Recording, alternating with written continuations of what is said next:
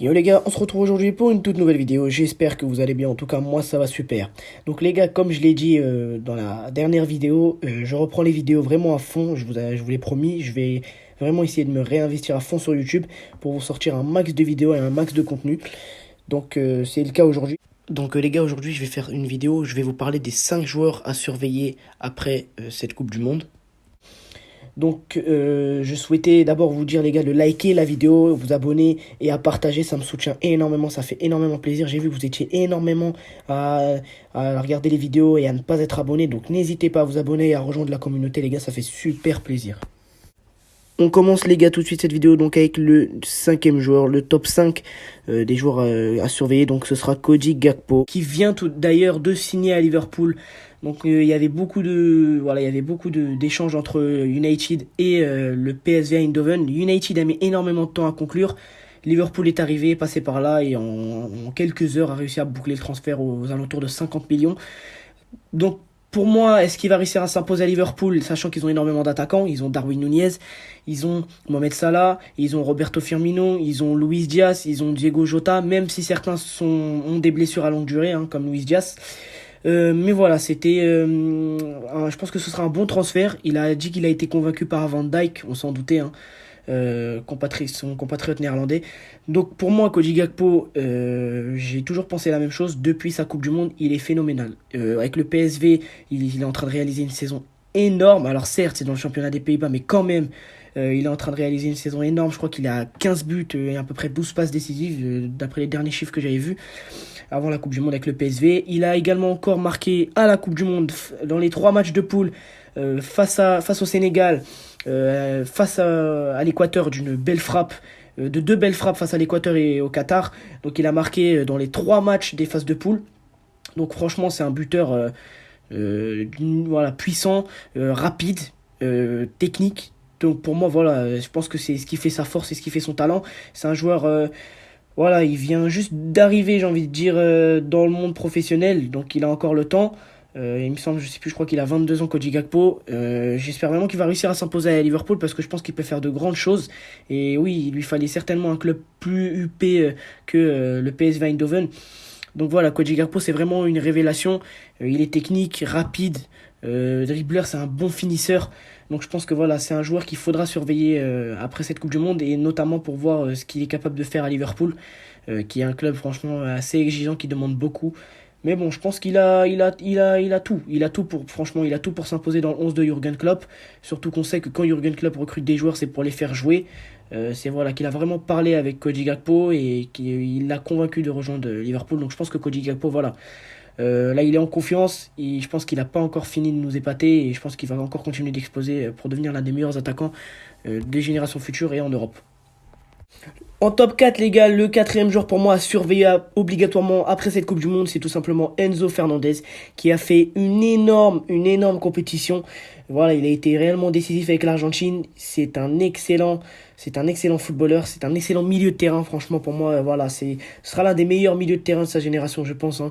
Je vous ai dit qu'il faut le surveiller. Bah, c'est pas pour rien que Chelsea a offert 130 millions d'euros. Alors personnellement, je trouve que c'est un peu trop. C'est un peu trop parce qu'il a que 21 ans. Certes, il a fait une énorme Coupe du Monde, mais on n'a pas encore prouvé, il n'a pas encore réellement prouvé à long terme. Donc je pense que voilà, apparemment ils disent que Fernandez, le joueur, le club qui le recrutera, ce sera l'affaire du siècle qui va réaliser. Mais Chelsea offrirait 130 millions d'euros pour Enzo Fernandez, qui, rappelons-le, joue à Benfica. Benfica, ils sont vraiment ils ont vraiment un très bon centre de formation. Voilà, ils ont vraiment des bons recruteurs. On parle de Gonzalo Ramos, que j'aurais pu aussi citer dans cette liste, mais je ne l'ai pas mis. Il y a également Darwin Nunez, il y a également Ruben Dias. Voilà, ils ont révélé de nombreux joueurs ces dernières années Benfica. Et je pense que les clubs vont se tourner justement vers Benfica dans les prochaines années pour pouvoir recruter des joueurs, parce que visiblement l'Argentin, c'est un pur produit du club. Et je pense que voilà, il a été recruté jeune, hein, par le club, hein. Voilà, je crois pas qu'il a été formé à Benfica, ça j'en ai pas la certitude, je pense qu'ils l'ont recruté d'Argentine. Mais voilà, franchement c'est vraiment un excellent joueur, un bon milieu récupérateur, un milieu box to box, hein, encore comme à peu près du même profil que McAllister. C'est un milieu technique, dribbleur, voilà, capable de récupérer des ballons très très importants quand il le faut. Et surtout, voilà, il a fait la différence, durant cette Coupe du Monde. Et il a été élu meilleur jeune joueur de la Coupe du Monde, d'ailleurs, Enzo Fernandez. Moi, personnellement, je sais pas si je l'aurais mis meilleur jeune joueur de la Coupe du Monde, sachant qu'il a quand même été décisif, faut le rappeler. Mais bon, voilà, Chelsea est prêt à offrir 130 millions. C'est vrai que c'est quand même assez beaucoup. C'est quand même assez beaucoup. Mais bon, ce sera l'un des joueurs à surveiller hein, après cette Coupe du Monde, hein, parce qu'il a vraiment beaucoup de talent. Et je pense qu'il n'a pas fini de nous surprendre et qu'il peut encore s'améliorer. Donc voilà, il faudra le suivre. On poursuit les gars cette vidéo avec en top 3. C'est personnellement l'un de mes coups de cœur personnels de cette Coupe du Monde. Il m'a fait rêver avec mon pays, le Maroc, c'est Azzedine Ounahi. Alors lui, il a été monstrueux techniquement. Voilà, ça a été un joueur. Voilà, il a vraiment fait mal au milieu de terrain à tous ses adversaires. Hein. Il a fait mal à l'Espagne. Il a fait des masterclass face au Portugal, surtout avec ce trio qui formait avec Ziyech et Hakimi sur le côté droit. Bah, il a été monstrueux. Hein. Ça combiné roulade. Voilà, c'est des 1-2. Ça faisait entre guillemets des petits tiki-taka face aux Espagnols. Hein. Donc voilà, il a été énorme, Ounahi, plus particulièrement. Voilà, apparemment, il y avait un intérêt du Barça, il y avait un intérêt de plusieurs grands clubs. Le PSG également, il me semble ils étaient intéressés par lui.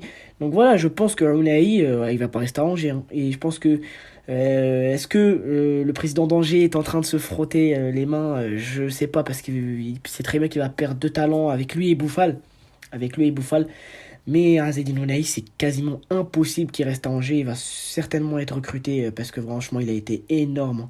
Il a donné des leçons techniques à plusieurs milieux durant cette Coupe du Monde. Il a été phénoménal. Voilà, c'est un excellent passeur, un excellent récupérateur. Techniquement, il a une qualité technique au-dessus de la moyenne. Voilà, il régale, hein. Il a régalé durant cette Coupe du Monde et personnellement, ça a été mon coup de cœur personnel. Hein. Ça a été mon coup de cœur personnel avec Sofiane Amrabat. Donc voilà, je pense que Ounahi, voilà, il a de quoi faire hein, dans sa carrière. Hein. Je pense que voilà, j'espère pour lui, il va avoir une grande carrière et que sa carrière va pas tarder à décoller parce qu'il va sûrement aller dans un grand club. Et c'est franchement, voilà, il a fait mal durant le match contre l'Espagne, il a fait mal durant le match contre le Portugal. Il garde des ballons, voilà, il garde le ballon, il garde des ballons, il garde des minutes à des moments où il fallait absolument le faire, surtout face à des équipes comme le Portugal et l'Espagne. Donc voilà, Azzedine Ounahi, pour moi, ça a été mon coup de cœur personnel. Et voilà, je pense pas qu'il restera à Angers.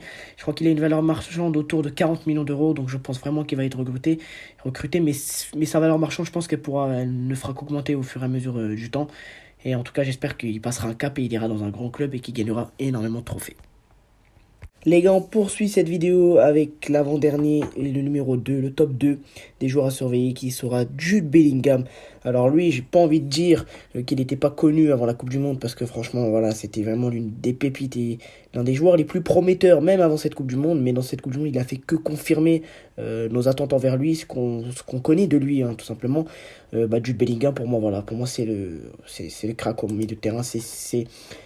Pour moi, j'ai envie de dire que c'est un milieu de terrain que chaque club et chaque équipe doit avoir dans son effectif. Parce que franchement, la Coupe du Monde qu'il a fait, certes, ils ont été jusqu'en quart de finale avec l'Angleterre, mais il a fait vraiment une énorme Coupe du Monde. Et c'est pas pour rien que si on parle de différents transferts avoisinant les 130 millions d'euros, 135 millions d'euros, il y aura une bataille entre deux grands clubs qui le veulent principalement. Ce sera le Real Madrid et Liverpool. Perso, moi, c'est pas parce que je suis supporter du Barça ou quoi, hein, mais perso, je le verrai plus à Liverpool qu'au Real. Parce qu'à Liverpool, voilà, c'est un Anglais. Je pense qu'il est complètement compatible au style de jeu de Liverpool. Donc pour moi, je le vois plus à Liverpool qu'à Madrid. À Madrid aussi, hein, je doute pas qu'il réussira à prendre sa place et à côté de la jeunesse et un nouveau milieu prometteur comme Kamavinga avec Kamavinga et Tchouaméni, hein, ce serait un bon milieu à 3 pour le futur avec Bellingham. Mais bon, je préférais quand même qu'il aille à Liverpool, sachant que je pense qu'à Liverpool, il aura vraiment du temps de jeu.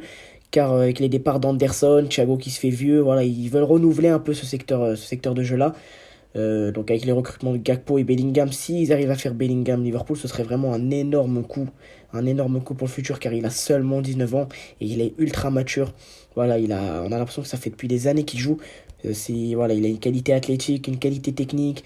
Il sait exactement où il faut pour recevoir la balle. Voilà, il sait très très bien se positionner sur le terrain. Il touche énormément de ballons à chaque match. Donc voilà, c'est un milieu par lequel on peut, je vois pas pourquoi on ne devrait pas parler de lui. Franchement, c'est vraiment l'un des joueurs les plus prometteurs et celui qu'on va sûrement le plus suivre hein, durant les prochains mercato. Sachant que voilà, je pense que vraiment qu'il va changer de club. Je ne le vois pas prolonger à Dortmund, mais franchement, voilà, c'est vraiment un excellent joueur. C'est un top player pour son âge. Il faut vraiment le surveiller et voir ce qu'il pourra donner dans le futur. Les gars, on termine cette vidéo avec le numéro 1. Pour moi, la révélation, le joueur qu'il faut suivre après cette Coupe du Monde. Le meilleur joueur au milieu de terrain de cette Coupe du Monde. Le joueur qui m'a fait, voilà, le joueur qui est mon joueur préféré de cette Coupe du Monde, tout simplement. Et bah, ça a été Soufiane Amrabat. Si le Maroc est arrivé en demi-finale, c'est en grande partie grâce à lui. Ça a été le Marocain le plus utilisé par Walid El Regragui, on comprend pourquoi. Ce qu'il a fait déjà, il donne son cœur et sa vie sur le terrain, on l'a vu sur son retour, on l'a vu avec le retour qu'il a effectué sur Mbappé en demi-finale, lorsqu'il a taclé et récupéré la balle. Il a traversé tout le terrain pratiquement, c'est vraiment un joueur qui a 3 poumons. C'est à peu près le Kanté marocain, voilà, c'est un joueur qui donne sa vie sur le terrain. Si le Maroc a été très compact durant cette Coupe du Monde, c'est en grande partie aussi grâce à lui. Il resserre bien les lignes, il fait parfaitement le lien entre la défense et l'attaque. Et pour moi, ça a été la pièce maîtresse de cette équipe du Maroc durant la Coupe du Monde.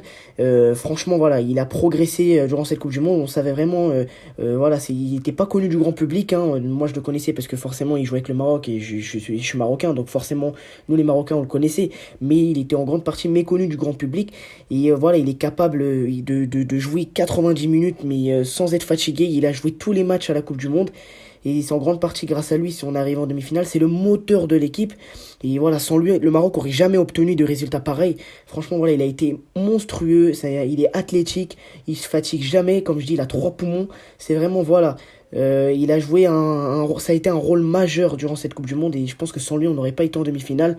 Certes, il n'y a pas eu que lui, mais il y a eu vraiment, mais lui c'est en grande partie grâce à lui aussi qu'on est allé en demi-finale parce qu'il récupère énormément de ballons. Il a fait très très mal à Busquets au milieu de terrain.